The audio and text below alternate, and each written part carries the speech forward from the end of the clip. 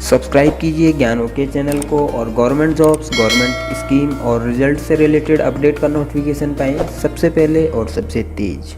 Hello दोस्तों, स्वागत है आप सभी का हमारे चैनल ज्ञान ओके में। तो दोस्तों, केंद्रीय विद्यालय में एमपी कोटा से कब तक आप अप्लाई कर सकते हैं, एमपी कोटा में अप्लाई करने की लास्ट डेट क्या होती है, इस वीडियो में मैं आपको पूरी जानकारी बताने वाला हूं। आप सभी लोग जो एमपी कोटा से रिलेटेड या फिर एचआरएम कोटा से रिलेटेड जो क्वेश्चन पूछ रहे हैं, उस बारे में पूरी जानकारी मैं इस वीडियो में आपको बताने वाला हूँ। तो दोस्तों, सबसे पहले केंद्रीय विद्यालय की ऑफिशियल वेबसाइट पर आ जाएंगे। केंद्रीय विद्यालय की ऑफिशियल वेबसाइट पे आने के बाद इसका नोटिफिकेशन हम खोल लेंगे और नोटिफिकेशन के भाग ख में पेज नंबर 9 में हम आएंगे और यहाँ विशेष प्रावधान वाले सेक्शन में हम आएंगे। यहाँ दोस्तों आप देख सकते हैं 11वें पेज में जो एमपी कोटा के बारे में यहाँ लिखा हुआ है।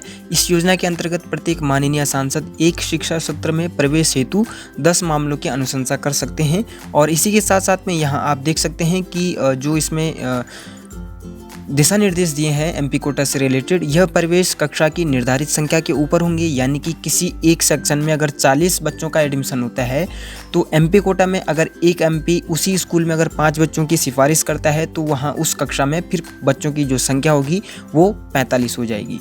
इस तरह से दोस्तों आप ये देख सकते हैं निर्धारित संख्या के ऊपर होंगे सबसे पहले। और यह अनुशंसा केवल कक्षा 1 से कक्षा 9 तक की कक्षाओं के लिए की जा सकती है, यहाँ पे आप देख सकते हैं। इसी के साथ साथ में ये प्रवेश शिक्षा सत्र के प्रारंभ में ही किए जाएंगे और निर्धारित अंतिम तारीख के बाद कोई प्रवेश नहीं दिया जाएगा। निर्धारित तारीख क्या है वो भी मैं आपको बताने वाला हूँ। यह अनुशंसा माननीय सांसदों को केंद्रीय विद्यालय संगठन मुख्यालय द्वारा उपलब्ध कराए गए निर्धारित प्रपत्र में ही किए जाने पर मान्य होगी।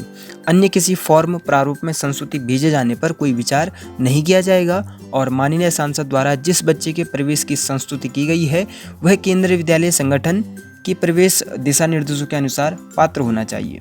अंतिम डेट क्या है आवेदन करने की वो मैं आपको बता देता हूं।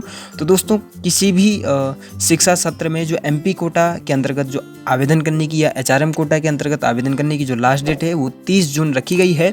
विशेष मामलों में जो इसमें अलग अलग तिथि होती है आवेदन करने की, विशेष जो मामले होते हैं, जैसे कि इसमें ये भी दिया गया है कि कौन कौन से मामले जो हैं, जैसे कि यहाँ आप देख सकते हैं कक्षा में रिक्त स्थान रहने पर यदि 30 जून के बाद किसी विद्यालय में प्रवेश के लिए कोई स्थान रिक्त रह जाता है तो संबंधित क्षेत्रीय कार्यालय के उपायुक्त 31 जुलाई तक प्रवेश संबंधी प्राथमिकताओं के अनुसार कक्षा निर्धारित संख्या तक प्रवेश प्रदान करने हेतु अधिकृत हैं। जैसे कि अगर किसी कक्षा में सीटें खाली रह गई हैं तो 31 जुलाई तक वहाँ का जो उपायुक्त है उस रीजन का वो एडमिशन दे सकते हैं।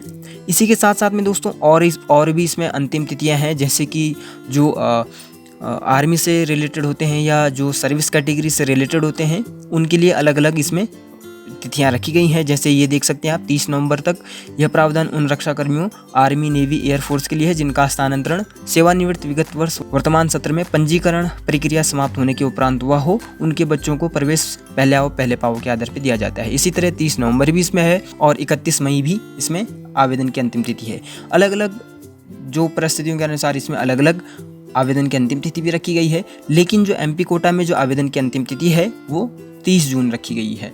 तो दोस्तों 30 जून तक आप एमपी कोटा के लिए अप्लाई कर सकते हैं। आपकी जो एमपी हैं वो आपकी सिफारिश करवा सकते हैं 30 जून तक।